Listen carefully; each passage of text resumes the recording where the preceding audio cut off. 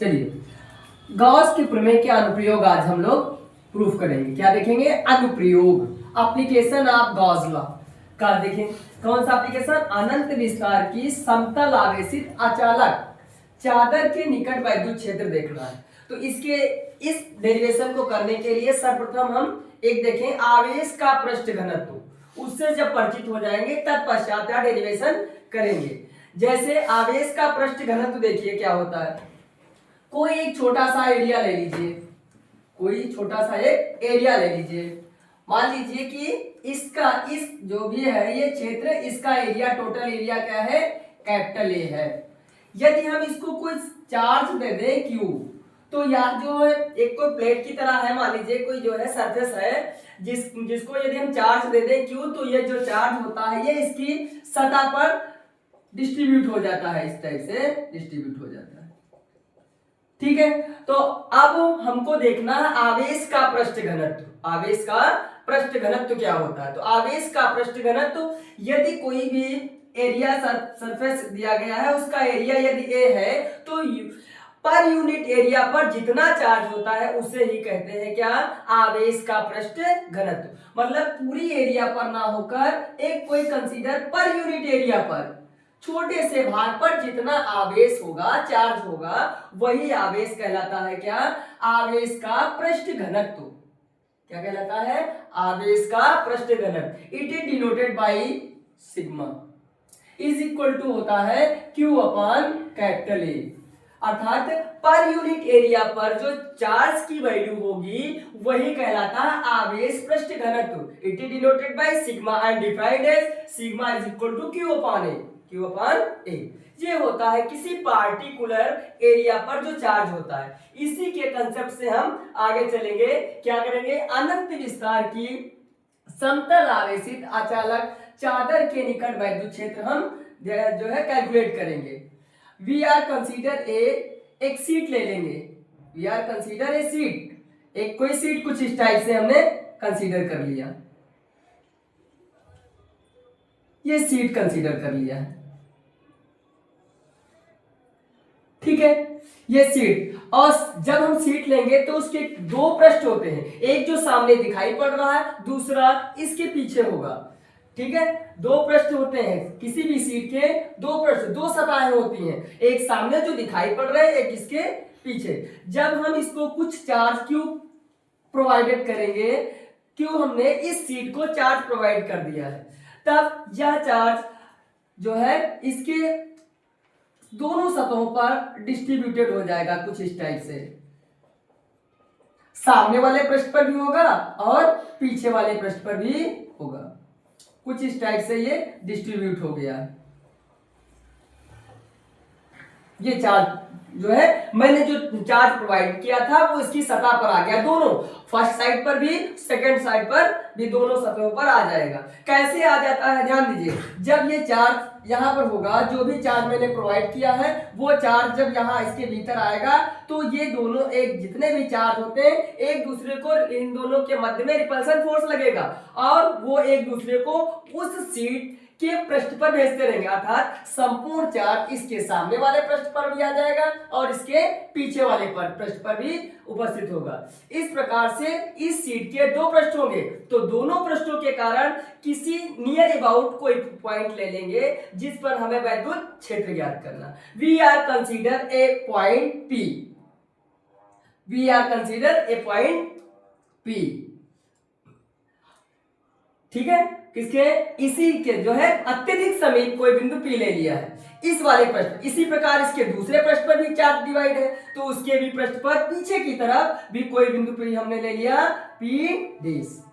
दोनों बिंदुओं पर हमको इंटेंसिटी इलेक्ट्रिक फील्ड ज्ञात करनी है। Electric field, intensity of electric field ज्ञात करनी है।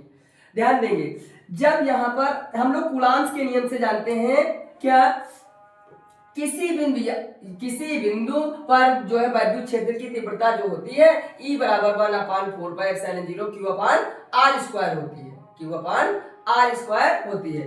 बट यहां देखिए ध्यान से, इसमें क्या करना है, इसमें करना है यहाँ पर जो कंसीडर किया, ध्यान दें कूलॉम्स नियम तो हम लगा सकते हैं, लेकिन गॉस के प्रमेय से हम आसानी से किसी भी सीट या किसी भी प्लेन के लिए नियर अबाउट कोई बिंदु पी लेते हैं, जिससे हम गॉस की प्रमेय की सहायता से बहुत सुगमता और सरलता पूर्वक हम वैद्युत क्षेत्र ई ज्ञात कर लेते हैं। जबकि कूलॉम्स के नियम से किसी चार्ज पार्टिकल के कारण या किसी आवेश के कारण किसी बिंदु पर वैद्युत क्षेत्र की तीव्रता ज्ञात करना थोड़ा डिफिकल्ट होता है। इसलिए इसमें गॉस की प्रमेय में बहुत ही आसान तरीके से और सरल सुगम सावधानी पूर्वक हम ज्ञात कर लेते हैं। इसलिए यह गॉस की प्रमेय जो है वो अत्यधिक किसी नियर अबाउट बिंदु P पर वैद्युत क्षेत्र की तीव्रता के लिए हम लागू करते हैं। ठीक है, P बिंदु ले लिया साथ में, तो आप क्या करेंगे, अब हम इस बिंदु पर वैद्युत क्षेत्र की तीव्रता ज्ञात करना और इसी प्रकार P डैश पर ज्ञात करना है, P डैश पर। तो हमने क्या किया, इस पर जब देखो ये बिल्कुल इस सीट के बहुत नजदीक है, इसलिए चूंकि बिंदु P जो है वो सीट के बहुत नजदीक होने के कारण यहां पर जो अत्यधिक समीप होने के कारण ये जो चार सीट होगी, ये सीट है जो ये इनफाइनाइटली लॉन्ग की तरह बिहेवियर करना शुरू कर देगी। ना कि ये जो सीट है वो इनफाइनाइटली लॉन्ग है नहीं, बल्कि ये जो बिंदु P है इसके नियर अबाउट है। ठीक है, इसलिए ये इस चार सीट का जो बिहेवियर होगा वो इनफाइनाइटली लॉन्ग की तरह बिहेवियर करना प्रारंभ कर देगी। ठीक है, तो देखिए अब यहाँ पर जो वैद्युत क्षेत्र होगा वो क्या होगा, नॉर्मली आउटवर्ड होगा, normally outward, that is capital E, कुछ इस डायरेक्शन में होगा। ठीक है, इसी प्रकार एट पॉइंट P डैश पर बैक साइड में इधर भी नॉर्मली आउटवर्ड होगा, आउटवर्ड कुछ इस दिशा में होगा। इन दोनों बिंदुओं पर हमको electric intensity of electric field ज्ञात करना। इसके लिए हम क्या करेंगे, एक गॉसियन पृष्ठ खींचेंगे। क्या करेंगे, गॉसियन पृष्ठ खींचे। मैंने एक गॉसियन पृष्ठ कुछ इस टाइप से खींच लिया, ये कोई गॉसियन पृष्ठ खींच लिया, ये गॉसियन पृष्ठ मैंने कुछ इस टाइप से खींच लिया है।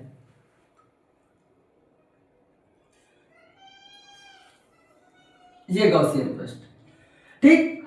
और ध्यान दें, ये आप ध्यान देंगे जरा, और यहां पर मान लीजिए इस वाले सीट का क्रॉस सेक्शनल एरिया जो है, ये गॉसियन पृष्ठ है, इसका क्रॉस सेक्शनल एरिया जो मैंने मान लिया वो कैपिटल ए। तो यहां पर यदि cross sectional area capital A है तो यहां पर इसके मध्य में भी cross sectional area capital A ही होगा, कैपिटल ए ही होगा। इसी प्रकार इधर भी cross sectional area capital A होगा। अब क्या करेंगे, ध्यान दें, अब यहां पर इलेक्ट्रिक फील्ड ऑफ इंटेंसिटी ज्ञात करने के लिए एक छोटा सा सरफेस कैलकुलेट करेंगे, मैंने मान लिया ये। ठीक है, आप सरफेस एरिया वेक्टर इसी पॉइंट पर खींचेंगे। सरफेस एरिया वेक्टर जो होगा वो भी इलेक्ट्रिक फील्ड की डायरेक्शन में लगेगा, इलेक्ट्रिक फील्ड की डायरेक्शन में कुछ इस टाइप से लगेगा। इसको मैंने डीए या डीएस डिनोट कर लिया। इसी प्रकार बैक साइड में भी आ जाते हैं, इधर जो cross sectional area surface area देखेंगे तो भी डीएस होगा, डीएस होगा। चूंकि दोनों ई और डीएस की डायरेक्शन सेम है, ई और डीएस की डायरेक्शन सेम, इधर भी ई और डीएस की डायरेक्शन जो है सेम है, तो एंगल जो होगा यहाँ पर, angle between E and DS, दोनों एक दूसरे पर, दोनों की डायरेक्शन सेम होने के कारण जो इन दोनों के मध्य एंगल बनेगा वो एंगल 0 डिग्री होगा। अर्थात यहाँ पर भी थीटा इज इक्वल टू 0 भर लेंगे और यहाँ पर भी थीटा इज इक्वल टू 0। अब ध्यान इस बात का देना है, क्या इस वाले पार्ट में भी जो है वैद्युत क्षेत्र की तीव्रता कैलकुलेट हो सकती है? नहीं।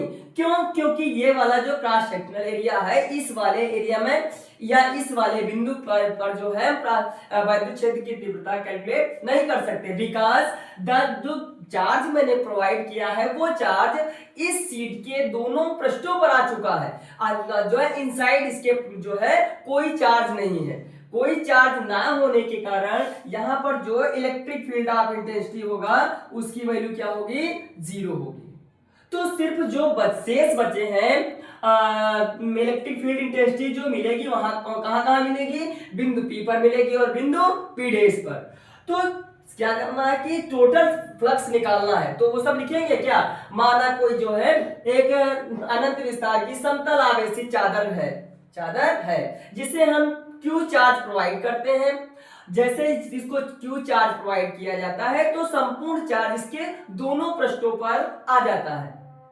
ठीक है, क्यों आ जाता है भाई, यहाँ जब जो है चार्ज होगा प्लस प्लस पॉजिटिव पॉजिटिव तो एक दूसरे के बीच रिपल्सन फोर्स लगेगा और वो संपूर्ण चार्ज ये इसको हटा के पृष्ठ पर भेजेगा, ये वाला भी इसको हटा के पृष्ठ, संपूर्ण चार्ज इसके भीतर नहीं रह जाएगा, कहाँ जाएगा, दोनों सतहों पर आ जाएगा। कहाँ जाएगा, दोनों सतहों। तो इनसाइड चार्ज ना होने के कारण वहां पर जो वैद्युत फ्लक्स मिलेगा, वैद्युत फ्लक्स अर्थात फाई, ये नहीं क्या, अर्थात फाई जो होगा इनसाइड क्या होगा, जीरो। बिकॉज क्यों, गॉस में क्या होता है, phi is equal to Q upon epsilon not.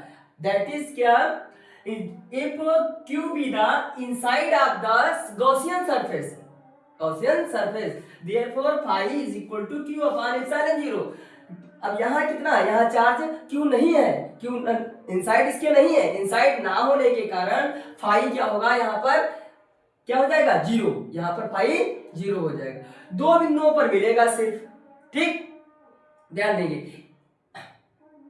इस वाले चार्ज के कारण भी यहाँ जो ई है वो नॉर्मली आउटवर्ड लग रहा है, इसमें भी नॉर्मली आउटवर्ड लग रहा है, इसलिए टोटल फ्लक्स हम निकालेंगे। कैसे कैलकुलेट करेंगे, लिखेंगे total flux passes through the Gaussian पृष्ठ, है ना,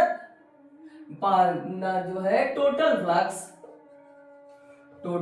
फ्लक्स पासेस थ्रू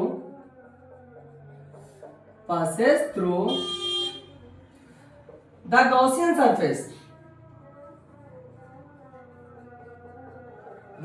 सरफेस कितना मिलेगा, टोटल फ्लक्स जो मिलेगा फाई इज इक्वल टू कहाँ जो फ्लक्स मिल रहा है, फाई डेज पर और पी डेज पर और पी पर, that is phi P plus phi P dash. ठीक है, सिंस वी नो दैट जो है फाई इज इक्वल टू क्या होता है formula, phi is equal to E D S. अगर डी फाई है तो ईडीएस होता है और वेक्टर भी लगेगा, वेक्टर भी ये होता है फार्मूला। तो उस कंसेप्ट से फाई पी क्या मिलेगा, फाई पी संपूर्ण निकाल लें पहले, फाई पी इसको एक क्वेश्चन नंबर स्टार मैंने कर जो है रख दिया। अब हम सर्वप्रथम फाई पी छोटे से क्रॉस सेक्शनल एरिया यहां पर निकालेंगे तो उसको लिखेंगे डी फाई, लेकिन जब टोटल निकालते हैं तो क्या लिखते हैं, फाई, अर्थात phi P is equal to, ठीक है, इंटीग्रेशन का उपयोग कर लिया, साथ में क्लोज भी लगा दिया, क्योंकि जो भी पृष्ठ गॉसियन पृष्ठ है वो कौन सी है, क्लोज्ड सरफेस है, क्लोज्ड सरफेस, अर्थात phi P is equal to, यहाँ फाई पी कैलकुलेट कर रहे हैं, phi P is equal to E. चलिए अब हम कैलकुलेट करेंगे फाई पी और फाई पी डेज, तो phi P is equal to हम लोग जानते हैं गॉस के फार्मूले से क्या होता है, phi P is equal to E A लिख दीजिए, ठीक, और ई डी ए प्लस, अब देखो फाई पी निकालने हैं, इसी प्रकार phi P dash is equal to E dot D A. ध्यान देंगे E dot D A is equal to क्या होता है, E D A cos theta. अब वेक्टर हट जाएगा यहां से, इसी प्रकार से यहां भी E D A cos theta. ध्यान दो, जो यहां पर ए ई और डी ए, यहाँ डी ए हमने कंसीडर किया है, यहाँ डी ए कर लीजिए, यहाँ डी ए मान के देंगे, यहाँ पर जो है क्षेत्रफल वेक्टर जो है वो डी ए मान कंसीडर कर लिया, तो डी ए है यदि, तो यहाँ कितना हो जाएगा, और ई और डी ए के मध्य जो एंगल बन रहा है वो कितना मिल रहा है, 0 डिग्री। कितना मिल रहा है, 0 डिग्री, अर्थात cos 0 की वैल्यू 1, दैट इज इन दोनों फाई पी और फाई पी डेज की वैल्यू यहाँ भरेंगे स्टार में। नाउ स्टार बिकम्स यहाँ भर देंगे, अर्थात कुछ इस टाइप का पद बनेगा, ध्यान दें, that is total flux phi is equal to, ये दोनों वैल्यू भरेंगे क्या, E D A plus E D A. हमने यहाँ पर का जो है क्षेत्रफल वेक्टर को हमने डीए से डिनोट कर लिया, डीएस के स्थान पर डीएस भी ले सकते हैं, कोई दिक्कत नहीं है, ठीक है। चलिए तो क्या मिलेगा, और यहाँ पर ये भी मान लेते हैं कि जो इन यहाँ पर चूंकि बिंदु P और P डैश इस सीट के बहुत समीप है, इसलिए जो इलेक्ट्रिक फील्ड ऑफ इंटेंसिटी है वो लगभग न्यूमेरिकली मैग्नीट्यूड वैल्यू दोनों की सेम मान के चलते हैं, तो 2 टाइम्स हो जाएगा ईडीए। तो इस इंटीग्रेशन का प्रभाव सिर्फ डीए पर जाएगा, ई मैग्नीट्यूड वैल्यू के बारे में हम लोग चर्चा कर रहे हैं, इसलिए ई इससे बाहर अर्थात डीए। ध्यान देंगे जरा, यहां तक हम लोग आ चुके हैं। आप ध्यान देंगे, ये हो गया 5 2e dA, ये इंटीग्रेशन है, ये डिफरेंशिएशन है, एक दूसरे के इनवर्स होते हैं, अर्थात क्या सिर्फ बचेगा a 5। इसको इक्वेशन नंबर हमने कैपिटल ए भर लिया, कैपिटल ए डाल दिया। साथ ही हम जानते हैं क्या, गॉस के प्रमेय से फाई इज इक्वल टू, अगर ये कोई सीट है उसका पूरे का क्षेत्रफल a है, तो आवेश का पृष्ठफल sigma is equal to Q upon A. अब जो चार्ज होगा यहां से Q की वैल्यू क्या, Q is equal to phi is equal to होता है Q upon epsilon naught. In this case Q की वैल्यू जो यहां से भरेंगे वो सिग्मा इंटू ए होगी, कितनी होगी, सिग्मा इंटू ए।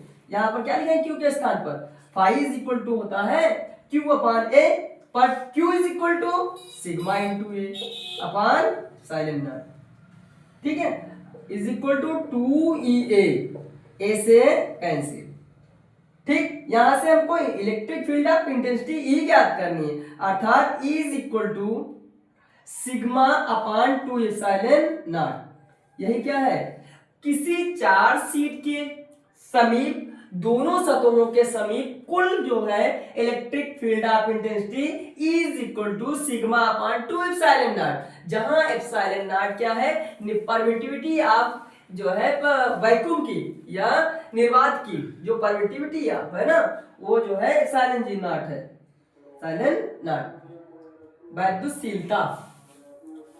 अब अगला डेरिवेशन, आवेशित चालक के, कोई एक चालक ले लेंगे जो आवेशित है, कि ठीक बाहर वैद्युत क्षेत्र की तीव्रता, एक क्या करेंगे, एक लघु परिमित मोटाई और अनंत विस्तार की एक कोई जो है क्या लेंगे, आवेशित चालक लेंगे, जिसके बाहर वैद्युत क्षेत्र की तीव्रता ज्ञात करेंगे।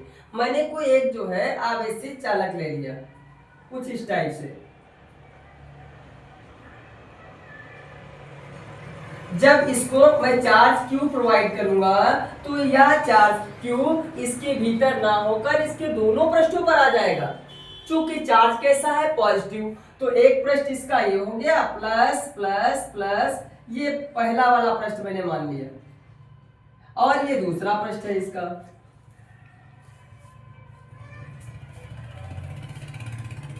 ये मिल गया।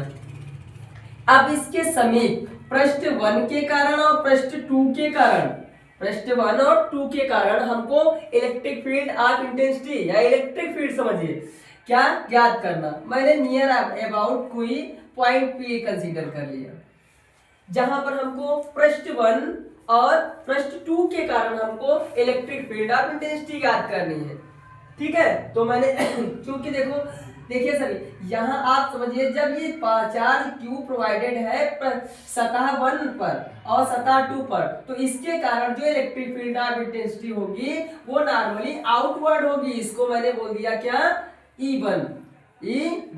इसी प्रकार से पृष्ठ 2 के कारण भी जो इलेक्ट्रिक फील्ड ऑफ इंटेंसिटी होगी वो भी E2 नॉर्मली आउटवर्ड ही होगी, E2।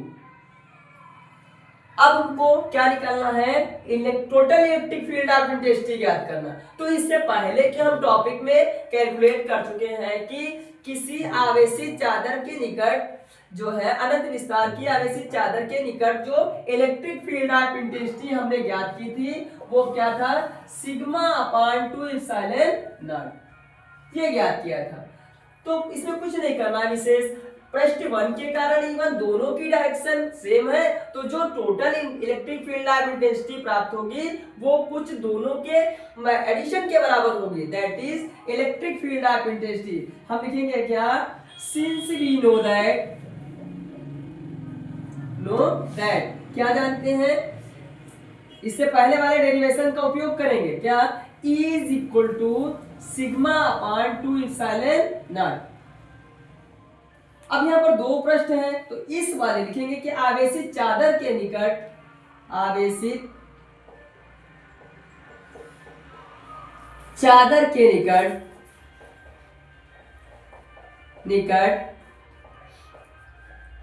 ठीक बाहर वैद्युत क्षेत्र की तीव्रता, क्षेत्र की कुल तीव्रता